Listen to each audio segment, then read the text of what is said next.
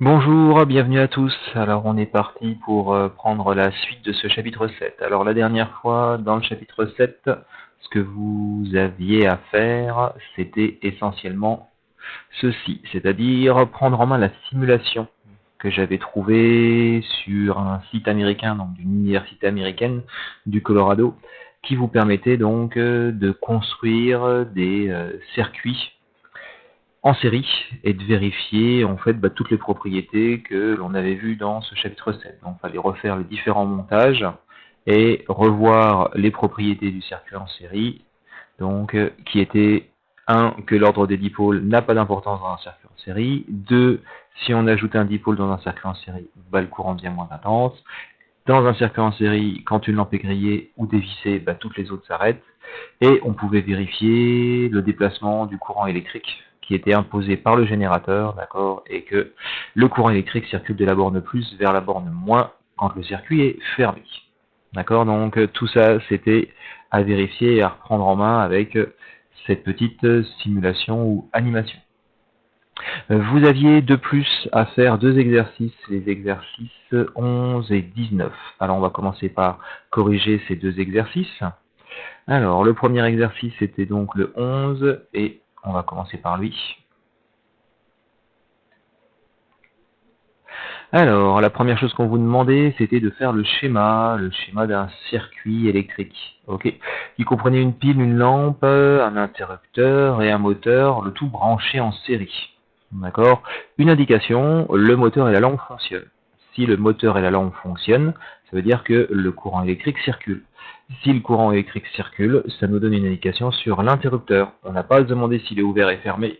L'interrupteur est forcément fermé, parce que si l'interrupteur est ouvert, notre circuit est aussi ouvert et le courant ne circule pas. Et si le courant ne circule pas, le moteur et la lampe ne fonctionneront pas. Alors, on y va pour voir ce schéma. On va donc prendre, on nous a dit une pile, une lampe, un moteur et un interrupteur. D'accord. Le sens de la pile n'a pas d'importance, on nous a pas dit que le plus devait être lié à quelque chose ou le moins à autre chose, donc on nous a juste demandé de faire un circuit. Alors le moteur je vais mettre ailleurs parce que mon interrupteur sinon il va me gêner. Alors excusez-moi, hop, voilà, donc le moteur on va le mettre ici et l'interrupteur le voilà là. D'accord. À partir de là, nous avons donc notre circuit en série, ok, qui répond aux différentes consignes de la question A de l'exercice 11. Ok, notre circuit en série comprend bien une pile, une lampe, un interrupteur et un moteur branché en série. Alors si je reprends l'ordre des dipôles, j'aurais dû décaler l'interrupteur et le moteur, d'accord, mais vous savez que l'ordre des dipôles n'a aucune importance dans un circuit en série, d'accord. Que l'interrupteur et le moteur soient intervertis, il n'y a pas de souci, ça ne changera rien. Donc ça, c'est un des schémas qui est juste. Il y en a plein d'autres qui sont justes, hein, d'accord. Donc si j'intervertis la place du moteur et que l'interrupteur, je le mets là, par exemple, c'est juste, d'accord. Vous pouvez aussi mettre l'interrupteur ici, si vous voulez, et le moteur là, ça ne me dérange pas, d'accord. Donc, il y a plein de combinaisons possibles. Du moment que j'ai ces 4 dipôles sur un circuit, d'accord, et que ce circuit est fermé, il n'y a pas de souci, c'est juste. Ok. Donc, voici une des solutions possibles pour la question A. On va l'agrandir un petit peu. C'est notre question A. Sur la question B, on doit indiquer le sens du courant sur le schéma. Donc on va le faire là aussi. Alors je vais juste noter que on est en train de répondre aux questions A et B. Donc ça c'est là A point et puis là B. A et B. D'accord. Alors, il faut maintenant flécher et indiquer le sens du courant sur le schéma. On sait que le sens du courant nous est imposé par le générateur, d'accord, et le générateur nous impose un sens de courant. Il nous dit que le courant circule de la borne plus vers la borne moins. Donc, c'est-à-dire que je vais forcément avoir un sens de circulation qui est imposé ici. Donc, comme il est imposé ici et c'est comme ça, d'accord, ça va forcément me donner le sens de circulation pour tous les autres. Alors, on va essayer de faire ça en rouge, et donc ici, il me fait la flèche ou pas? C'est censé être une flèche, voilà, mais j'aurais aimé qu'elle soit plus petite, ou que ce soit plus joli. Alors attendez. Alors ça va pas être très joli, mais on va quand même le faire comme ça. Ici, vous avez donc à flécher, je vous rappelle qu'on flèche directement sur le circuit et en rouge, d'accord? Donc, hop, on a le sens de circulation qui nous est imposé, et il circule comme ceci.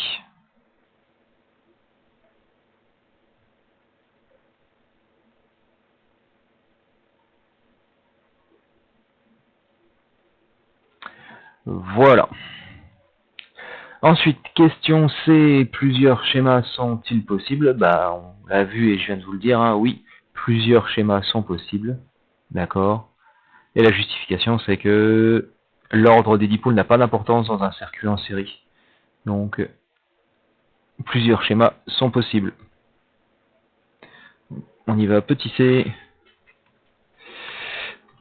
comme l'ordre, hop, c'est là, des dipôles n'a pas d'importance dans un circuit, pardon, en série, virgule, il existe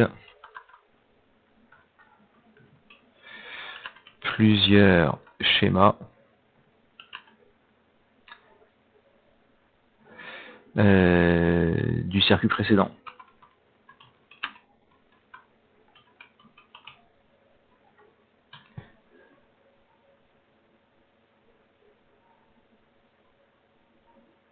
Voilà. Pour l'exercice 11. Ok. Donc, plusieurs schémas sont-ils possibles? Oui, comme l'ordre dipôle n'a pas d'importance. Ensuite, c'était donc l'exercice 19.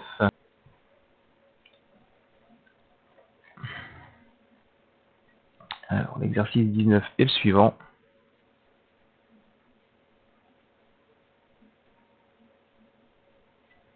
Cette fois-ci, il fallait raisonner et exploiter un schéma. Les deux schémas ci-dessous représentent-ils un circuit en série? Et on vous demande de justifier la réponse. D'accord? Pour faire un circuit en série, je dois partir de la borne plus de la pile ou du générateur, d'accord? Et je dois pouvoir suivre le schéma, le circuit, d'accord? Et revenir jusqu'à la borne moins en passant par tous les dipôles. C'est bien ce que je fais dans le premier montage, hein, dans le premier schéma ici. Je pars de la borne plus et je reviens à la borne moins du générateur et je suis passé par tous les dipôles du circuit. Pareil ici, je pars de la borne plus et en suivant le circuit, je reviens à la borne moins et je suis passé par tous les dipôles du circuit. Donc, on y va ici pour répondre et justifier à notre réponse A. Donc, les deux schémas sont, enfin, représentent, on va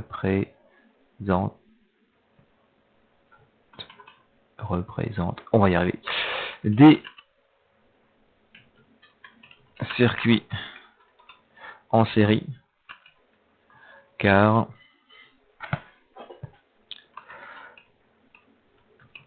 lorsque l'on part de la borne plus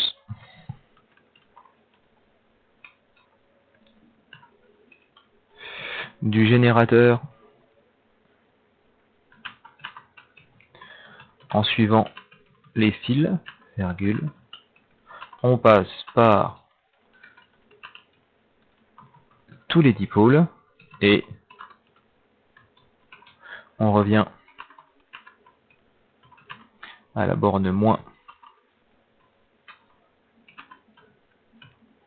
du générateur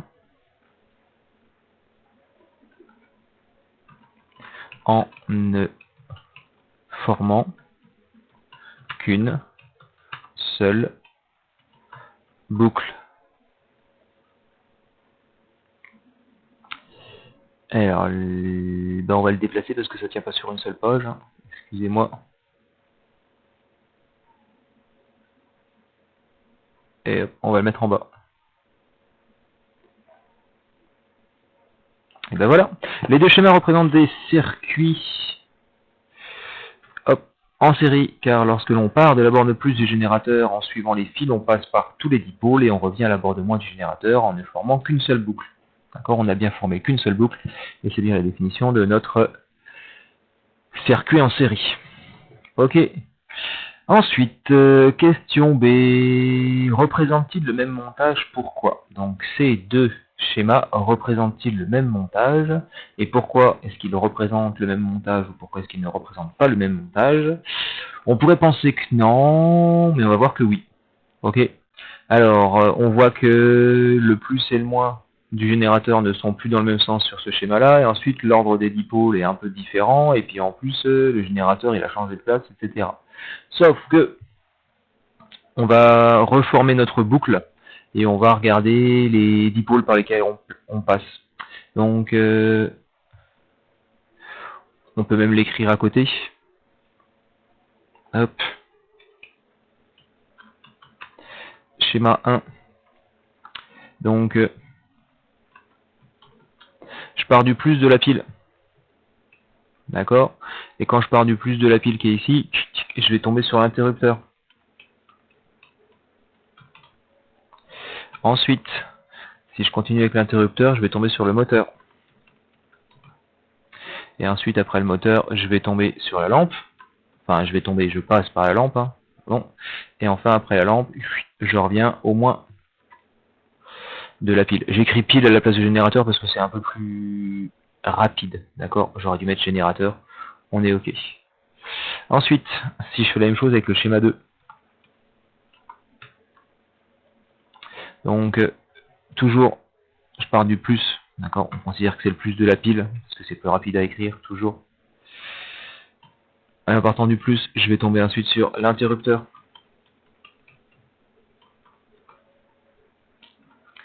Ensuite, je tombe sur le moteur. Enfin, je passe par le moteur. Et enfin, je passe par la lampe. Et en passant par la lampe, je reviens au moins du générateur. Ok, bah en fait, si je compare ces deux chemins, ce sont exactement les mêmes. Hein. Je pars du plus de la pile du générateur et je fais interrupteur, moteur, lampe et je reviens à la pile. Et là aussi, pile, interrupteur, moteur, lampe. Donc, ce sont exactement les deux mêmes montages, d'accord? Il y a juste un effet miroir et puis décalé à gauche ou rotation à droite à gauche, hein, ok? Mais ce sont exactement les deux mêmes montages. On va essayer de justifier ça correctement à la suite. Donc, ces schémas représentent le même montage car les dipôles suivent le même ordre lorsque l'on part du plus, allez, on va être précis cette fois-ci, du générateur pour revenir au moins du générateur. Donc ces schémas représentent le même montage car les dipôles suivent le même ordre lorsque l'on part du plus du générateur pour revenir au moins du générateur. Voilà, donc il fallait expliquer le plus clairement possible. Voilà, voici une des explications. Donc à vous de recopier si c'était faux, compléter si c'était si c'était à compléter ou valider si votre réponse était juste.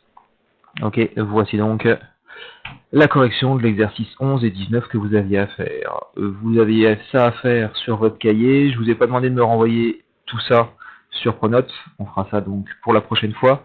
Par contre, je vous ai demandé un petit QCM. Alors, je vais voir si on peut le corriger maintenant.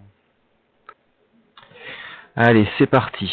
Donc, QCM de révision, limité à 15 minutes sans retour à la question précédente. Ce qui veut dire que quand vous êtes là, vous n'avez pas commencé le QCM. À partir du moment où vous cliquez sur Je commence, le chrono tourne. Si vous fermez, le QCM considère que vous avez fini.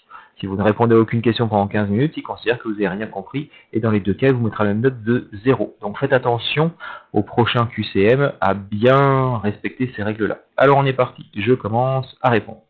Le schéma suivant correspond-il à un schéma possible de la question 1A de l'exercice 11? Dans ce schéma, nous avons une pile, un interrupteur, une résistance et une lampe. Donc non, c'est pas possible, il y a une résistance, ça ne peut pas correspondre à notre circuit. Le schéma suivant correspond-il à un schéma possible de la question 1A? Une pile, un interrupteur et une, deux, trois lampes. Non, ça ne peut pas correspondre. Le suivant, une pile, un interrupteur, une lampe, un moteur. Bah oui, ça peut correspondre au schéma de la question 1A de l'exercice 11. Donc là, c'est un oui. Le schéma suivant correspond-il à un schéma de la question 1A? Pile, interrupteur, lampe, il manque le moteur, donc non, ce n'est pas possible.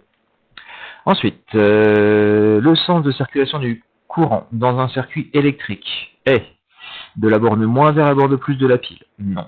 De la borne plus vers la borne la moins de la pile, oui, toujours. De la gauche vers la droite, aucun rapport. De la droite vers la gauche, pareil, aucun rapport.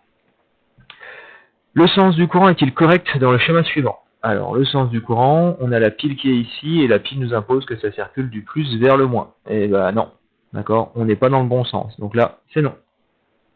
Et ici, bah oui, on est bien du plus, et je me dirige vers le moins. Donc là, oui, c'est correct. Ensuite, la lampe ne brille pas.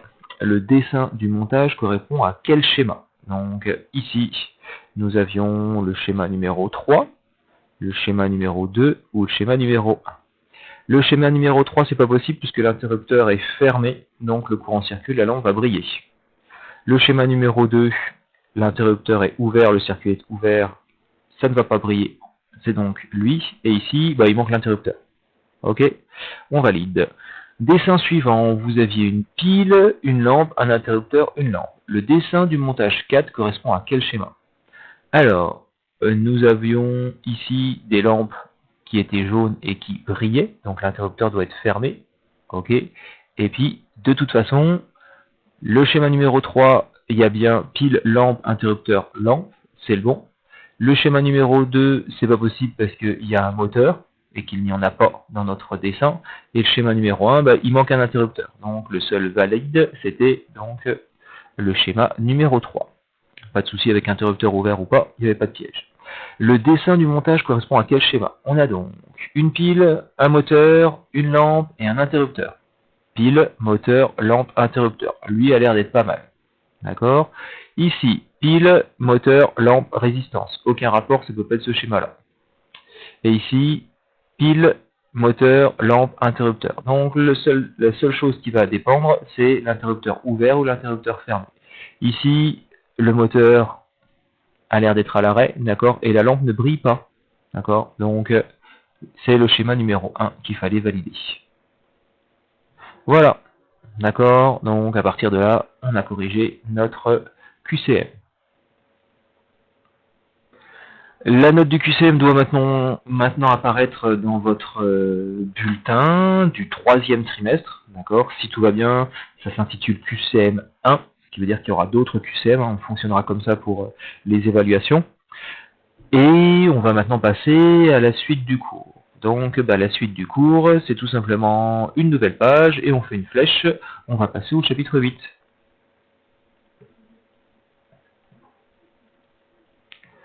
Alors, je vous laisse faire la flèche. Si vous n'avez pas eu le temps de la faire, c'est une vidéo, vous êtes plus calé que moi. Vous allez faire une pause, prendre le temps de faire votre flèche bien proprement et d'écrire dessus qu'après le chapitre 7, ça doit être le chapitre 8.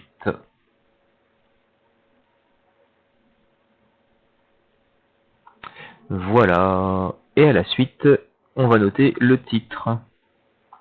Et le titre, nous avons vu ce qu'on appelle les circuits en série. On va maintenant voir ce qu'on appelle les circuits en dérivation.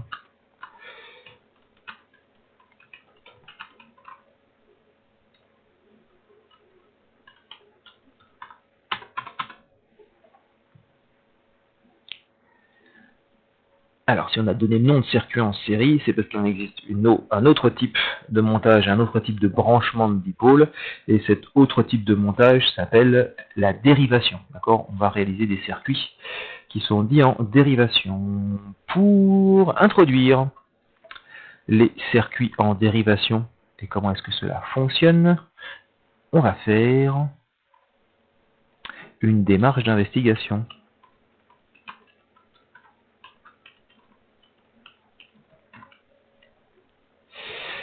Et pour faire cette démarche d'investigation, vous allez avoir besoin des feuilles que je vais vous donner et aussi de la simulation que je vous ai fait manipuler la semaine dernière.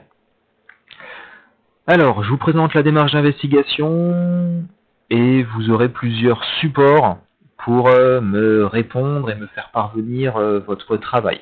D'accord ? Il y aura un QCM, mais pas tout de suite. D'accord ? Et ce sera peut-être de la révision ou en lien avec la démarche d'investigation. Je ne sais pas trop encore savoir comment, ça va dépendre de comment vous allez pouvoir faire le travail que je vais vous donner. Alors, cette démarche d'investigation est la suivante.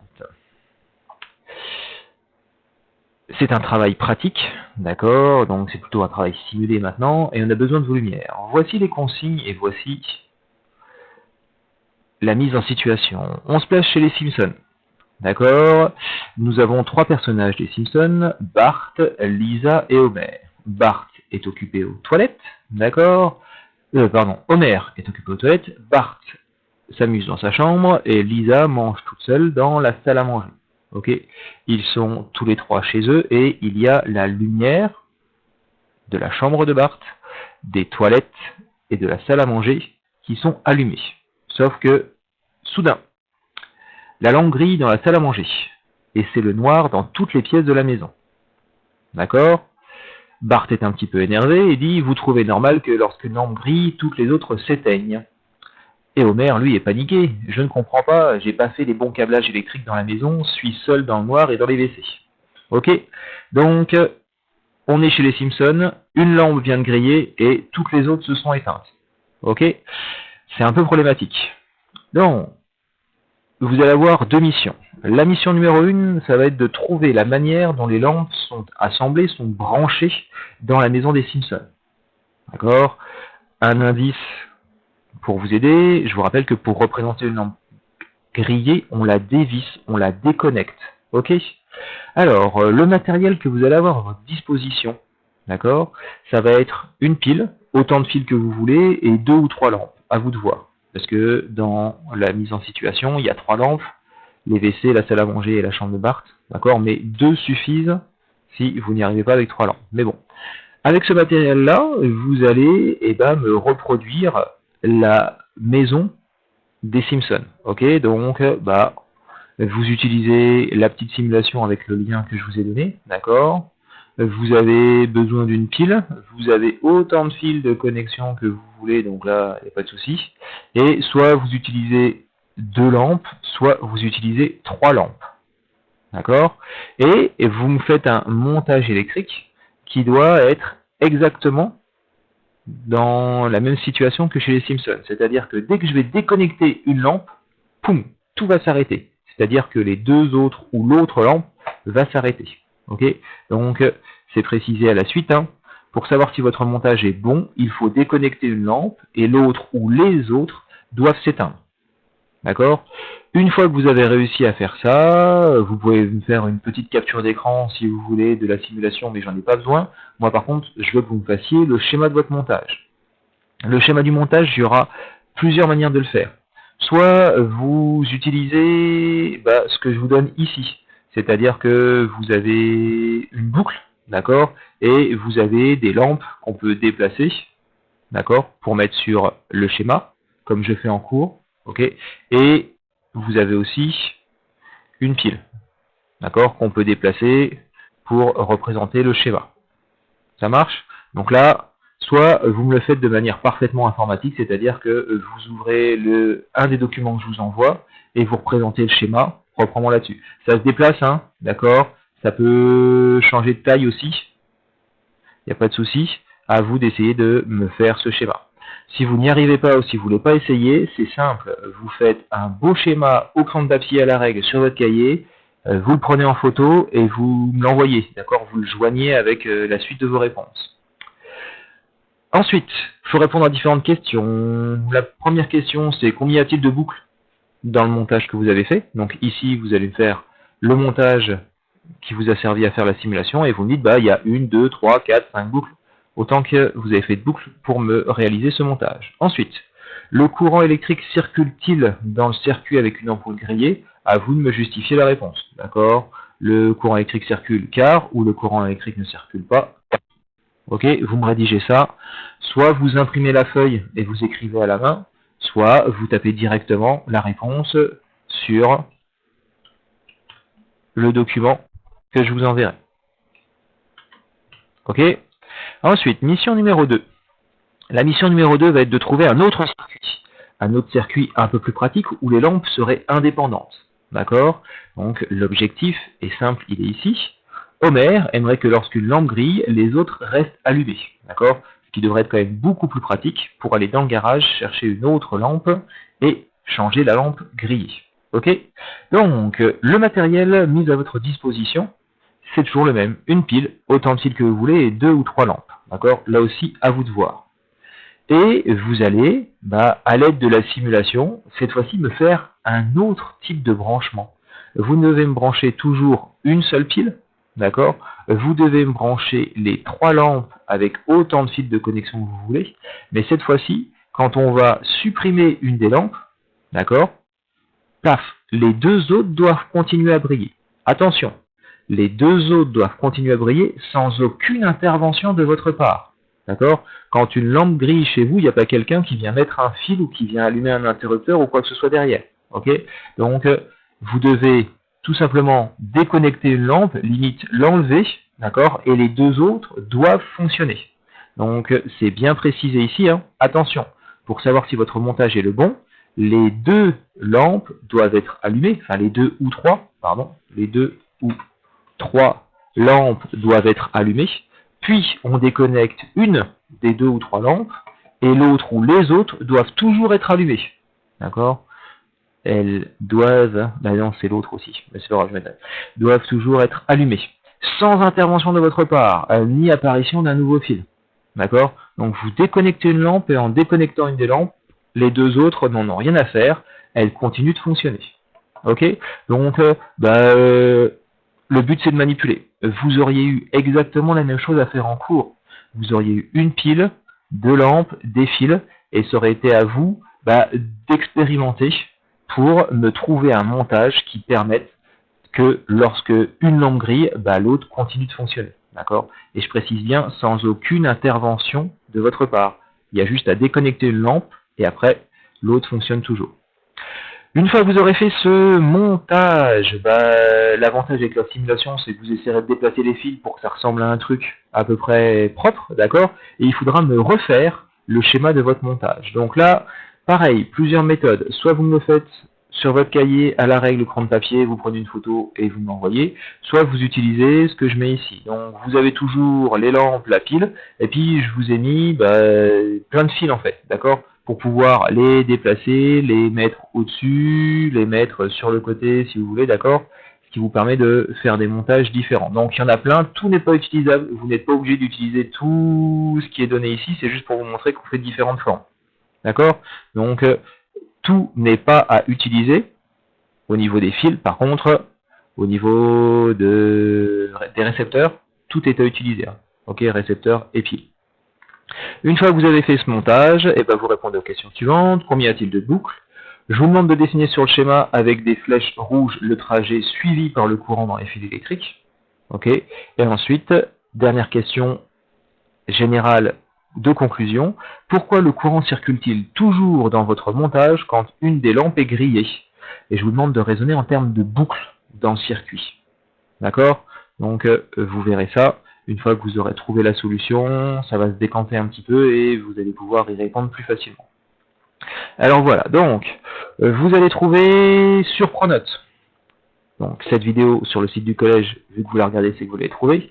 Sur Pronote, vous allez trouver le cours format PDF pour pouvoir recopier la correction, noter le titre du chapitre et faire la flèche. Ok. Ensuite, vous allez trouver ce document-là sous 3 formats différents. Un format Word, si vous avez Word chez vous, vous ouvrez ça et vous le manipulez. Un format RTF ODF. En fait, le deuxième format, c'est pour OpenOffice. Donc, si vous n'avez pas Word et Excel, vous pouvez aller sur Internet, vous téléchargez OpenOffice. C'est une suite bureautique où vous allez avoir de quoi écrire, de quoi calculer, de quoi présenter, comme au CDI, d'accord? C'est le fameux Writer et puis je sais plus quoi les autres, d'accord? Qui vont vous permettre, en fait, c'est comme un Word, mais c'est un Word gratuit, ok? Donc lui, vous le téléchargez et vous pourrez ouvrir le deuxième document que je vais vous donner. Soit vous allez trouver exactement ce même document, sauf que là ce sera vide, au format PDF. D'accord? Ça veut dire que le format PDF, vous l'imprimez, vous dessinez directement les schémas sur sur le document PDF, d'accord? Vous répondez aux questions directement sur le PDF, et une fois que vous avez tout fini, soit vous le scannez, soit vous le prenez en photo, d'accord? Et vous me l'envoyez. D'accord? Il faudra le déposer sur Pronote. Ok? Donc, voici le travail à faire. Vous avez donc complété votre cahier et ensuite faire cette démarche d'investigation où vous devez me trouver c'est quoi ce fameux branchement des circuits en dérivation. Ok? Et voilà, je vous mets tout ça sur Pronote dans le cahier de texte. Je vous souhaite bon courage. N'hésitez pas à me poser des questions s'il y en a. Et on essaiera de se revoir la semaine prochaine. J'essaierai de faire une classe virtuelle avec vous. Donc je mettrai un lien. Je ne sais pas quand est-ce que je pourrai le faire et si ça pourra se faire. Je suis assez dépendant du réseau. Et pas mal de fois, ce logiciel m'a planté. Donc on essaiera quand même la semaine prochaine. Mais je ne vous promets rien. Ok? Ce sera un essai. Voilà, et bonne continuation, bon courage à vous. Au revoir.